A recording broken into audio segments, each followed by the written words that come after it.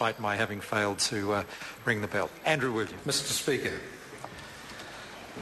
Speaker, honourable members, fellow New Zealanders, kia ora. It's a great honour to be here in the New Zealand Parliament, our nation's House of Representatives, as a New Zealand First Member of Parliament. It's no wonder that the Beatles' song The Long and Winding Road is one of my favourite tunes. As a fifth-generation proud New Zealander, the journey, however, spans more than just my lifetime, going back to the pioneering days of the 1830s and 40s, when the likes of the Welsh captain John Williams skippered an early vessel to this country, when Robert Williams arrived and was the first doctor and coroner in Otago, when the Forbeses and the Stuarts and the Fairbairns journeyed from Scotland to a new land of opportunity. Those family names live on, with my third name Forbes and my children's third names all still honouring the Forbes and Fairbairn names. Also honouring family members who fell in both World War I and World War II to uphold New Zealand's democratic principles and those of the Commonwealth. Growing up in a family of 5 in the country town of Waipukurau in Central Hawke's Bay, very fond memories of endless hot summers. Oh, we all have endless memories of hot summers, wish we had them again. Riding on our bikes everywhere along those hot tar roads. Swimming in the holes in the river or at the baths and having competitions to see how many times we could peel over the summer. Listening late at night on a walkie-talkie to Radio Hauraki out there on pirate ship Tiri in the late night airwaves. Our family had a strong community focus, with my father Bruce, a stock and station agent in Waipukurau, alongside my mother June, who both worked at Wrightson's. Both followed the footsteps of our forebears, with Dad serving on the Achilles in the Pacific during the war, and Mum, a wartime farm girl, she and her sister, taking care of their parents' farm at Wyndham. Those were the days when the New Zealand economy was in boom times. Dad would be down at the sale yards as an auctioneer, and they would put through 60,000 ewes at the Waipukurau Ewe Fair. Stock trucks lined up for miles coming into town. Our parents organised the local AMP show, the largest one-day show in New Zealand, while Dad was a trustee of the Pukiora Home for the Disabled and served for many years as a borough councillor. He very proudly used to tell me how Waipukurau was the first town in New Zealand to have a concrete footpath on every street. In those days, New Zealand was number 2 in the OECD, only surpassed by the United States of America. The New Zealand dollar was worth more than the US dollar. Everything we could produce was shipped over to Mother England. Full employment and job security was expected by all, as was a good free education, free health and social security. But the New Zealand bubble was about to burst. New Zealand became embroiled in the Vietnam War, and with the introduction of television we had war in our living rooms for the first time. Very sadly, in 1969 my brother Jack was killed in action in Vietnam, fighting with the New Zealand Army on those shores. He was one of the 37 young soldiers who gave his life for this country. I'm very proud to be in this corner of the House where the Vietnam crest is on the wall, and was here in Parliament in 2008 when Prime Minister Helen Clark delivered the formal apology from the New Zealand Government to the Vietnam vets for the terrible way they were treated.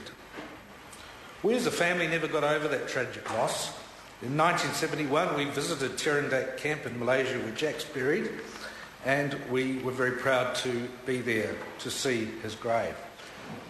Flying back on the Air New Zealand DC-8 from Singapore, I can recall as a teenager the pride I also had in our national airline, Air New Zealand, our airline, part of my heritage. At the time, New Zealand had an army battalion based in Singapore, and we gave support in many ways to Singapore. Who would have thought that now, 40 years on when we see where Singapore has gone compared to this country? Having been in debating clubs at my prep school St Peter's in Cambridge and then at Central Hawke's Bay College, my journey was to have been in the field of law, and I always wanted to be a lawyer. I recall visiting the Auckland District Court and seeing a lawyer in full flight his booming voice totally dominating the courtroom, his huge physical presence. Even the judge was mesmerised. That was, of course, David Longy before he entered politics. Oh, to be a lawyer like him, I thought. But as fate would have it, a six-pack of Hutton sausages was to change all that while attending a barbecue on the North Shore with the uncle of two Hawke's Bay friends. That was the late Ross Finlayson, a pioneer in the meat industry with sales to Russia and the Middle East. He wanted a young export trainee and offered me the job because I brought along the Hutton sausages to a big meat exporter's barbecue. What a choice! Be a poor law student at university or travel the world with a credit card and have an exciting life seeing exotic places.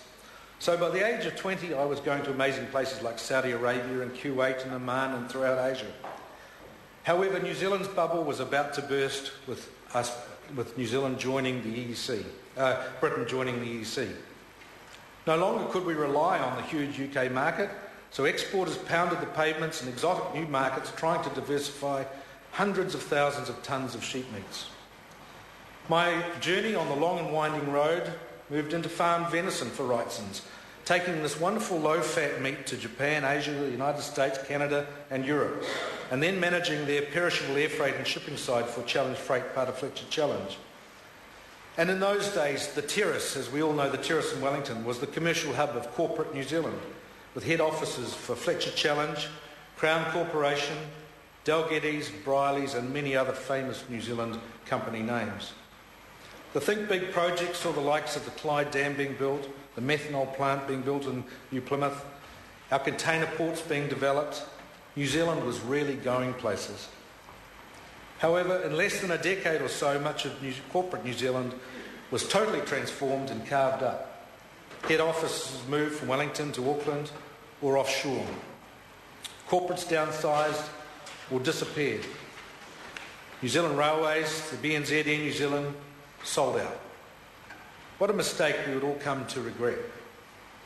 I then joined the Belgian Trade Services Trade Commissioner here in New Zealand and was also appointed Honorary Vice Consul. And what an interesting 10 years being involved with a dynamic European economy that was in the centre of the heart of Europe. Historically important, of course, to New Zealand, when you see the names of Passchendaele up on the wall up here, when you see Messines on the wall over there. Also economically important for the distribution of so many New Zealand products such as kiwi fruit, apples and meat, all entering the EU via Belgium. But somehow those 10 years were also disappointing to witness the comparison between Belgium with its 11 people and the results of New Zealand with our 4 million people. Their huge investment in education, R&D, technology, science and innovation, public transport, city infrastructure, and the list goes on. The gap widened between Belgium and New Zealand in the last decade, and it was very, very sad to see.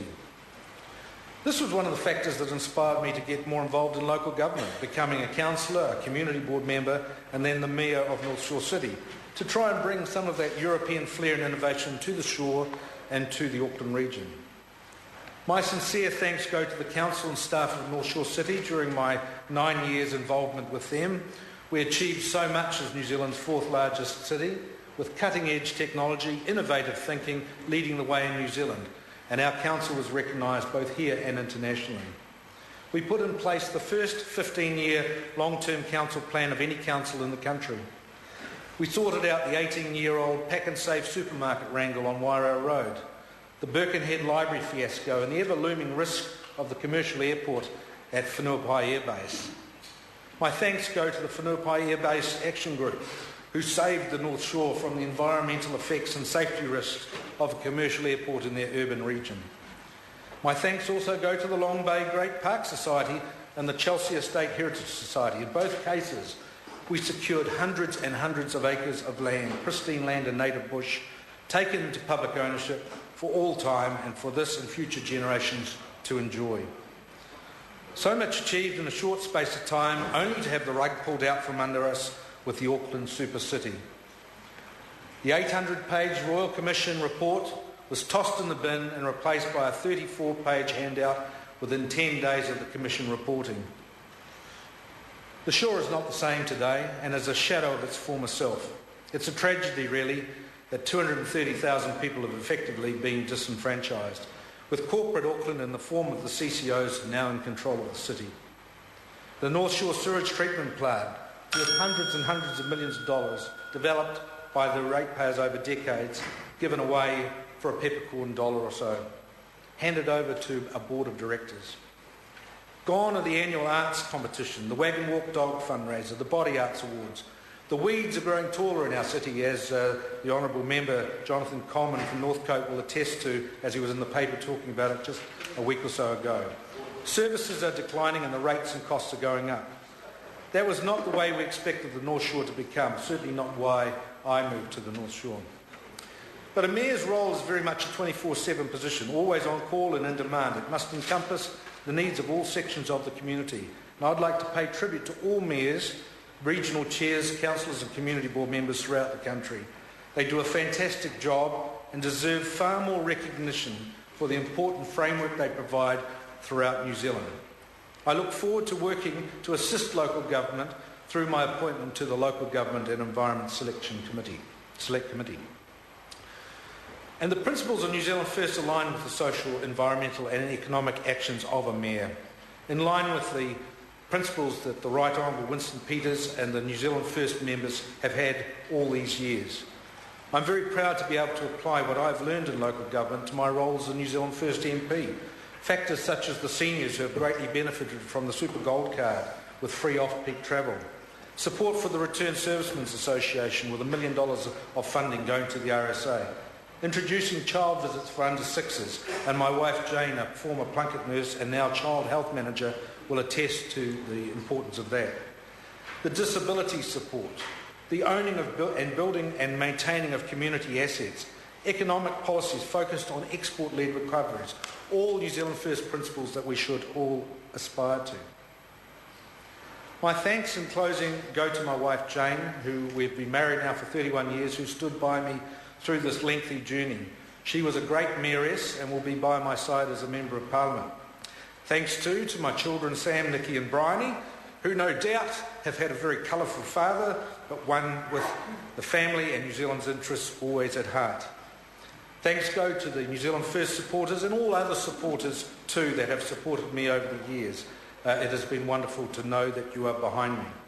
It has been a long and winding road, but at the end of the day, like the Williamses, the Forbes, the Fairbairns, the Stewarts who came to this land of opportunity, our aim in this House must be to strive to make this a better place for us all. New Zealand must lift its act. We must improve on the economic ladder, and we must do the very best for our country and its people. The last 6 or 7 generations deserve more from this current generation to ensure that we do not sell ourselves down the river and become tenants in our own land. There needs to be a fair go for all.